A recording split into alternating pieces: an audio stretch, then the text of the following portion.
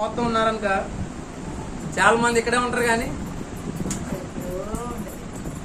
అలా చూస్తుంటారు, ఇలా చూస్తుంటారు, కింద చూస్తుంటారు, పక్క చూస్తుంటారు. హల్లెలూయా. కాబట్టి దయచేసి జ్ఞాపకం చేసుకోండి. హల్లెలూయా, హల్లెలూయా. యేసుక్రీస్తు ప్రభువారి నిజమైన రాజు.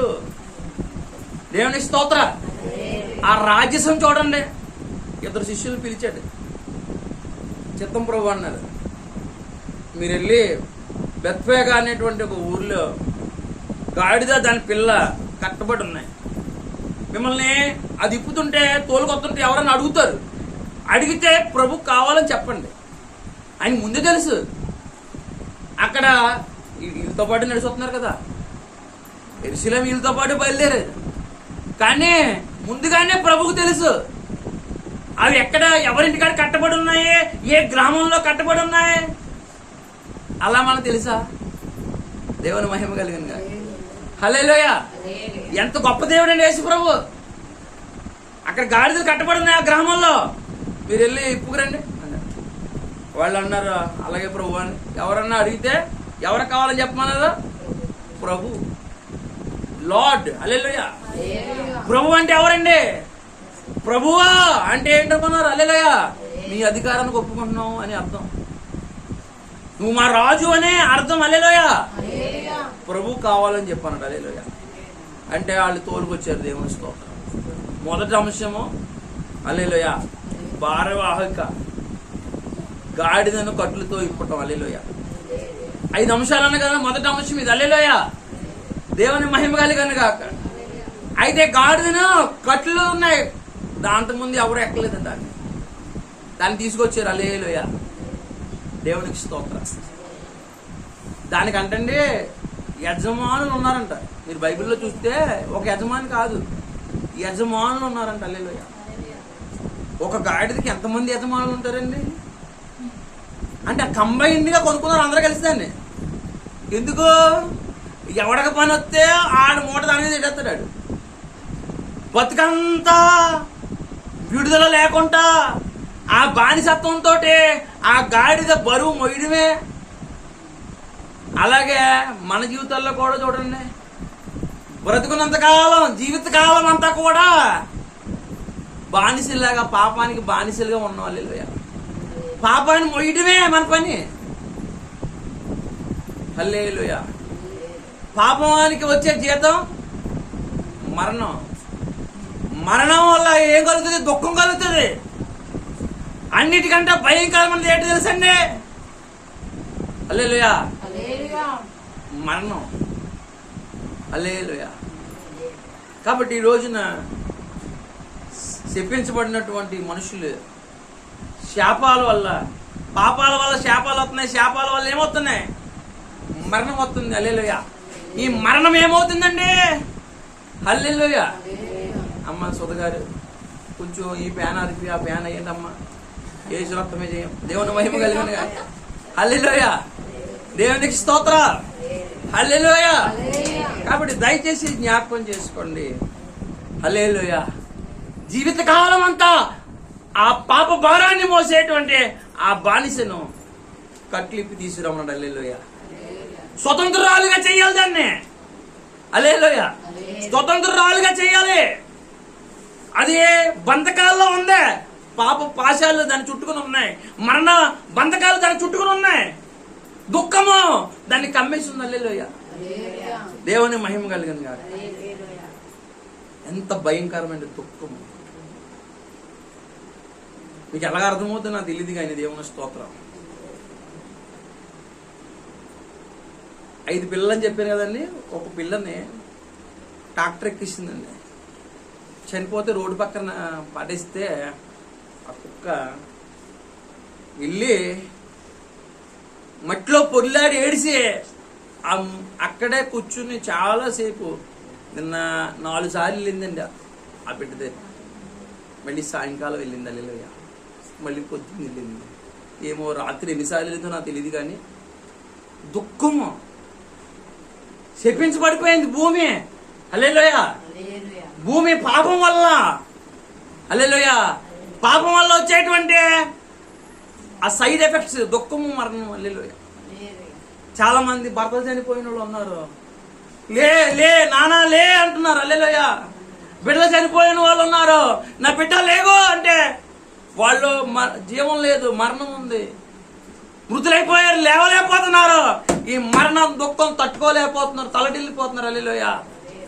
ప్రభు వచ్చాడు సాత్వికుడిగా, దీనుడిగా, రాజుగా, నీతిపరుడిగా. హల్లెలూయా. బలిని కోరేవాడు కాకుండా దేవుడు అనేవాడు కనికరంతో ఉండాలని. హల్లెలూయా. మానవుల కన్నీళ్ళు తుడవడానికి ఆయన స్వయంగా వచ్చాడు. హల్లెలూయా. యేసు ప్రభు రావడం అంటే చిన్న విషయం అనుకున్నారా?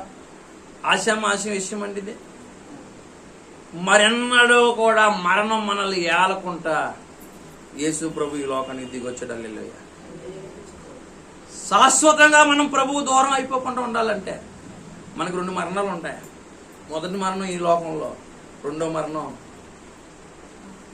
మళ్ళీ ఆ మరణం కానీ వచ్చిందంటే ఇంక యేసు ప్రభుకి ఇంకెప్పుడు చేరుకోవాలి, మన నిత్య మార్గంలోనే ఉంటాం. కానీ ప్రభు ఆ ఎడబాటు లేకుండా ఈ లోకానికి వచ్చాడు. హల్లెలూయా. రక్షణ తెచ్చాడు, కనికరాన్ని తీసుకొచ్చాడు. బుద్ధి లేని గాడిదలు అంటే దేవునికి స్తోత్రం. హల్లెలూయా. దేవుని మహిమ కలిగిన. కాబట్టి నీచమైన గాడిదలు అంటే వాళ్ళమే, అయినా కనికరం జీవించాడు. చిన్న ఎగ్జాంపుల్ చెప్పాలి మీకు. పాత ఫ్రిడ్జ్ ఉండిపోయింది, రాతకాలదిని. అది వాళ్ళ ఇంటికాడ పెట్టేయాలా, ఎప్పటికైనా ఇచ్చేయాలా, మన ఇంటికాడ కూడా ఖాళీ అయిపోతుందని చెప్పేసి బండి మీద పెట్టేసాం. బండి మీద అంటే 2 కార్లు మళ్ళీ తీయాలి ఎందుకని చెప్పేసి, చర్చిలోంచి కొంచెం ఇబ్బందిగా ఉంది ఎందుకు ఏంది అని చెప్పేసి బండి మీద పెట్టి, ఇక గాడిద పిల్ల మేమిద్దరం కలిసి బండి మీద పెట్టేస్తే ఈ లోపల టాట అడ్డంగా వస్తే నిన్న సాయంకాలం మట్లకి వెళ్ళాలి. మేము మట్లకి వెళ్ళి కట్టాలి, చర్చిలో కట్టాల్సిన వాళ్ళు ఎంతమంది సిద్ధపడ్డారో మట్టలు పట్టుకుని. మట్టలు ఎంతమంది తెచ్చారో మీ వాళ్ళ మీద? చిలకమ్మ ఒకరితో తెచ్చిందా, మిగతా అందరూ కూర్చున్నారా? ప్రతి ముసలమ్మ, ప్రతి చిన్నపిల్ల ఒక్కొక్క మట్ట తీసుకుని వస్తున్నారు చర్చికి. మన చర్చిలో స్పెషల్ అందరూ అమ్మగారులే, ఏసు రక్తం చెయ్యం. హల్లెలూయా. దేవుని మహిమ కలిగను గాక. మిగతా వాళ్ళు తెచ్చి చూపిస్తే కానీ మీకు కనపడతలేదు. హల్లెలూయా. ఎవరో ఒకళ్ళు తెమ్మనండి, పల్లెటూరే కదా ఇది. హల్లెలూయా. దేవునికి స్తోత్ర. సాయంత్రం కల్లా ఒకటి కూర్చోండి మీరైనా సరే, మీ పీస్ మళ్ళీ కడతారో లేదు నా తెలియదు. హల్లెలూయా. దేవుని మహిమ కలిగిన. అసలు కట్టలేవు నువ్వు, యేసు రక్తమే దేవుని మహిమ కలిగిన గాక. హల్లెలూయా. ఒక్కొక్క తీసుకొస్తే ఎంత పండగ ఉంటది. ఎక్కడికి వెళ్తున్నావు అంటే యేసు ప్రభు వచ్చాడు మా చర్చికని. హల్లెలూయా. ఎంత ఆనందంగా ఉండండి. హల్లెలూయా. పండగ వాతావరణం ఎంత బాగుండు. దేవుని మహిమ కలిగిన గాక. నా ప్రియమైన దేవుని జనాంగం. హల్లెలూయా. దేవుని పెట్టలారా ఈసారి అలా రావాలి మీరు పట్లాదారని. దేవుని మహిమ కలిగిన గాక. దుఃఖాన్ని తీసివేయడానికి, మన కంటిలోంచి కన్నీళ్ళు జారి పడకుండా మన కన్నీళ్ళు తుడిచేయడానికి, శాశ్వతంగా తుడిచేయడానికి యేసు ప్రభు వచ్చాడు. హల్లెలూయా. మరణం ఇంకెన్నటికీ మనల్ని ఏలకుండా చేయడానికి యేసు ప్రభు వచ్చాడు. ఆయనే స్వయంగా వచ్చాడు. హల్లెలూయా. కాబట్టి ఎంత సంతోషం అండి యేసు ప్రభు రాకడ. హల్లెలూయా. కాబట్టి దయచేసి జ్ఞాపకం చేసుకోండి. ఇప్పుడు ఈ గాడిదనే ఆయన మీద, దాని మీద గాడిద మీదంట వాళ్ళందరూ బట్టలు పరిస్తే ఇప్పుడు యేసు ప్రభు కూర్చున్నారు. అందరూ బట్టలు వేస్తున్నారు. కొంతమంది కొమ్మలు తెచ్చి ఓ సన్నా ఏ సన్నా యూదుల రాజా ఓ సన్నా దావీదు తనయా ఓ సన్నా అనే కోలాహలం. ఆ శబ్దానికి ఎవడెవడో బాంబులు వేస్తారు. ఈ మధ్యన బాంబులు గింబులు కాదు, వాళ్ళు అరిసిన అరుపులకే, ఆ స్థుతికే ఆ ఊరంతా కలవరం ఉందంట. ఎవరు వచ్చారా బాబు? రాజు వచ్చాడండి. హల్లెలూయా. రాజు వస్తే ఎలా ఉంటది? అస్సలు సిస్సలైన రాజు వచ్చాడు యేసు ప్రభు. హల్లెలూయా. హల్లెలూయా. ప్రజలు నవ్వుకునే రాజు కాదు. హల్లెలూయా. ప్రతివాడు ధైర్యంతో బతికే రాజు వచ్చాడు. హల్లెలూయా. భయాన్ని దూరం చేసిన రాజు వచ్చాడు. హల్లెలూయా. దుఃఖాన్ని దూరం చేసిన రాజు వచ్చాడు. హల్లెలూయా. మరణాన్ని దూరం చేసిన రాజు వచ్చాడు. హల్లెలూయా. దేవుని మహిమ కలిగిన గాక. జ్ఞానాన్ని తీసుకొచ్చిన రాజు వచ్చాడు. హల్లెలూయా. వ్యసనాల నుంచి ఇడిపించే రాజు వచ్చాడు యేసు ప్రభు. ఇవాళ అనుకున్నాను నేను. ఇవాళ కొంతమంది అండి చిన్న బాధ కలిగితే వెంటనే సినిమాకి వెళ్ళిపోతారు. హల్లెలూయా. కొంతమందికి అదో వీక్నెస్. కొంచెం ఇంకా చిన్న బాధ కలిగింది అనుకోండి, వాళ్ళు ఏం చేస్తారంటే కొంతమంది ముందు తాగేస్తారు. కొంతమంది ఇంకా చిన్న బాధ కలిగితే సిగరెట్ కాల్ చేస్తుంటారు. హల్లెలూయా. అప్పుడు కొంతమందికి ఆ వ్యసనాలు అయితే ఇంకా నువ్వు ఇంకెప్పుడు తాగుతూనే ఉండాలి. నిజంగానే సిగరెట్ కాలిస్తే వ్యసనం మనకు బాధపోద్దంటే మనం అందరం ఒక తలక పెట్టి కాల్చచ్చు కదా. ఎందుకు చర్చిలో పడి ఆడడం? హల్లెలూయా. మనకి ఆ మందు తాగితే బాధలు పోతాయంటే ఒకడు అంటాడు మనశ్శాంతి కోసం అంటాడు కొంతమంది. హల్లెలూయా. దేవునికి స్తోత్ర. ఏ సమస్య వచ్చినా మోకరించి ప్రార్థన చేస్తే ఆ సమస్య పోద్ది కానీ శాశ్వతంగా నువ్వు చేసుకున్న అలవాట్ల వల్ల నువ్వు పాడైపోతావు. దేవుని స్తోత్ర. దేవుని మహిమ కలిగిన కాక. కాబట్టి మొట్టమొదట గాడిదని విప్పబడడం, రెండోదిగా ఆ గాడిదని యేసుప్రభు గణపరిచాడు. రెడ్ కార్పెట్ మీద నడుస్తుంది. ఇప్పుడు పెద్ద పెద్ద ఎమ్మెల్యేలు పెద్ద పెద్ద రాజులు నడిచే దాని మీద నడుస్తుంది. యేసుప్రభు ఎన్నుకున్నాడు కాబట్టి. హల్లెలూయా. దేవుని మహిమ కలిగిన. మూడవదిగా యేసుక్రీస్తు ప్రభు వారు యెరూషలేము గురించి ఏడుస్తూ ఉన్నారంట. ఎందుకంటే యెరూషలేములో ఉన్నటువంటి ప్రజలు యేసు ప్రభుని చూడలేదు, అంగీకరించలేదు. హల్లెలూయా. యేసు ప్రభు వర్తమానాన్ని వాళ్ళు తీసుకోలేదు, రక్షకుడిని అంగీకరించలేదు. హల్లెలూయా. యేసు ప్రభు రక్షకుడు. ఈ రోజున చాలా మందిని బట్టి యేసు ప్రభు కన్నీళ్లు పెట్టుకుంటున్నారు. యేసు ప్రభుకు సంతోషం ఏం లేదు. ఎందుకంటే హల్లెలూయా వాళ్ళకున్నటువంటి అధికారం కోసం, హల్లెలూయా, వాళ్ళకున్నటువంటి పనుల్లో వాళ్ళు బిజీ అయిపోయారు. చాలా మంది ఏంటంటే వాళ్ళకున్న పనుల్లో బిజీ అయిపోయారు. ఏంటంటే ఒక పెద్ద మహారాజు అంట, ఆయన కుమారుడు పెళ్లికి అన్ని సిద్ధం చేశాడంట, భోజనాలన్నీ ప్రొవిన పదార్థాలు పెడుతున్నాడంట. శ్రేష్టమైన పదార్థాలు బంగారం పళ్ళల్లో పెడుతుంటే, ఒరే బాబు రండిరా ఆయన భోజనం సిద్ధపరిచాడని చెప్పేసి వెళ్తే కొంతమంది అన్నారంట మేము ఎడ్లు కొనుక్కోవడానికి వెళ్ళామన్నారంట. కొంతమంది ఏమన్నారండి, ఆయన చూడడానికి వెళ్ళారండి. ఎడ్లు కొనిసినారు ఎవరైనా చూస్తాడా, భూమి కొనిసినారు చూస్తారా, పెళ్లి అయిందని అన్నారంట ఒకడు. హల్లెలూయా. నీ పెళ్లి కంటే, భార్య కంటే, బిడ్డల కంటే, నీ పనుల కంటే, హల్లెలూయా, నువ్వు రాజుగారు సన్నిధిలో ఉండడం, యేసు ప్రభుతో కలిసి భోజనం పెట్టారనుకో, నీకు యేసుక్రీస్తుతో కలిసి కూర్చునే అవకాశం వచ్చిందనుకో, హల్లెలూయా, దేవునికి మహిమ కలిగిందా. హల్లెలూయా.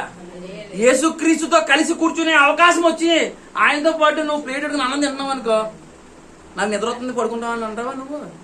చెప్పాలి. హల్లెలూయా. యేసు ప్రభుతో కలిసి కూర్చునే అవకాశం వస్తే వదులుతావా? తినే గిన్నె వదిలేసి నేను పారిపోతాను, చేసే పని వదిలేసి పారిపోతాను. యేసు ప్రభు రాకడంట ఇద్దరు తిరగలే ఇసురుతున్నారంట. అందులో ఒక ఆవిడ ఏమైందంట, ఒక ఆవిడది వదిన అంటుంది, ఇలాగే వేస్తుంది. ఈ లోపున ఒక ఆవిడ వెళ్ళిపోయింది. హల్లెలూయా. అలాగే వెళ్ళిపోవాలా? హల్లెలూయా. లేదు తిరగల్లో పప్పు చూసుకుంటానంటే కూర్చున్నావు అనుకో, నీకు తిరగలే ఉంటది, ఇంకేముండదు.